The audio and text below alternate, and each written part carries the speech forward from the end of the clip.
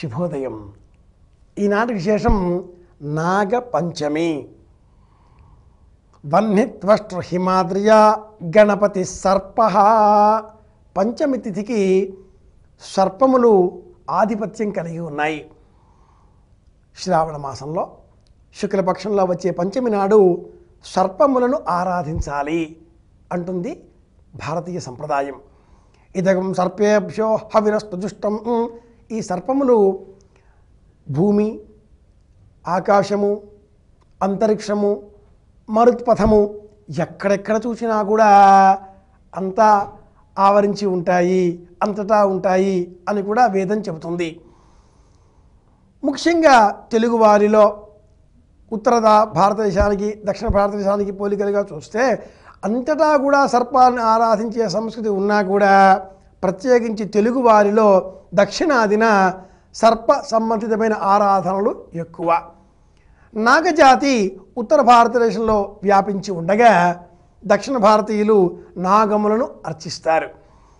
విశేషం ఏమిటి అంటే మన భారతదేశం సమగ్రమైనటువంటి సమష్టితో కూడుకున్న ఒక లక్షణం కలిగి ఉన్నది. ఉత్తర భారతదేశంలో ఎక్కడో అయోధ్యలో ఉన్న రామచంద్రమూర్తిని యావత్ దేశమంతా దక్షిణంలో కూడా అర్చిస్తారు. ఎక్కడో దక్షిణ భారతదేశంలో కిష్కింధలో పుట్టిన ఆంజనేయ స్వామి వారిని హిమాలయాల్లో కూడా ఆలయాలు కడతారు, పూజ చేస్తారు. హిమవంతుడి మనమడు గణపతిని దేశమంతా ఆరాధన చేస్తారు. గమనిస్తే సమష్టిగా దేశమంతా ఒకే తాటి మీద తీసుకువచ్చేటటువంటి సంప్రదాయం సనాతన భారతీయ సారస్వతానికి ఉంది. మన చైతన్యవంతమైన ఈ మార్గంలో దైవం అనే భావన దేశంలో ఉండే 29 రాష్ట్రాలను ఒకటిగా నిరూపిస్తుంది. నాగ పంచమి ఈ సందర్భంగా ఒక్క తెలుగువారే కాదండోయ్, ఉభయ భారతాలలో అంటే ఉత్తర దక్షిణ భారతాలలో ఉభయ భారతాలలో కూడా సర్పాన్ని ఆరాధించడం గమనించవచ్చు.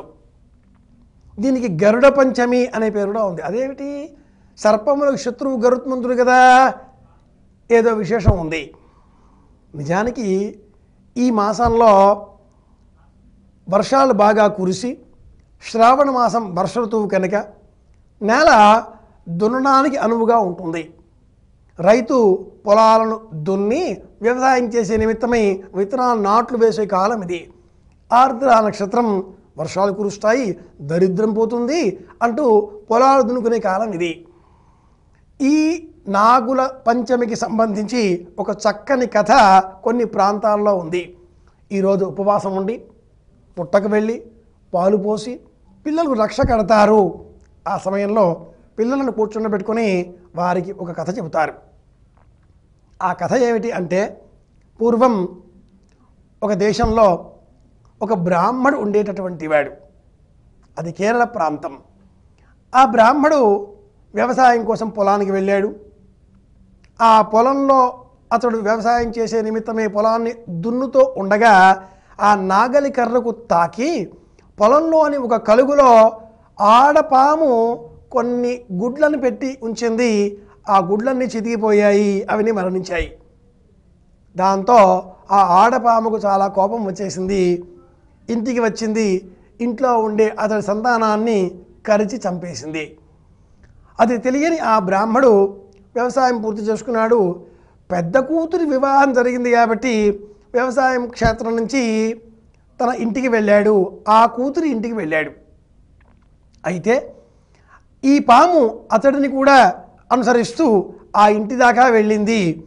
పరుగు పరుగున వెళ్ళినప్పటికీ బ్రాహ్మడు ముందుగానే ఇంటిలోకి వెళ్ళడంతో ఆ పాము ఇంటి గుమ్మం బయటే వేచి ఉన్నది, పక్కన నిల్చున్నది, ఓ పక్కకు వెళ్ళిపోయింది. కూతురు వాకిట్లోకి వచ్చింది. వాకిట్లో నేల మీద ఉన్న కొన్ని రక్తపు చారికలను చూచింది.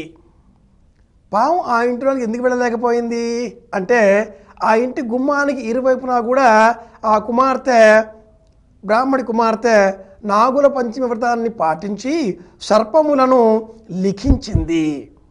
ఆ సర్పముల గుర్తు ఉన్న కారణం చేత వీళ్ళు సర్పాన్ని పూజిస్తారు అనే ఉద్దేశ్యంతో ఈ నాగరాజు ఆడపాములోని వెళ్ళలేకపోయింది.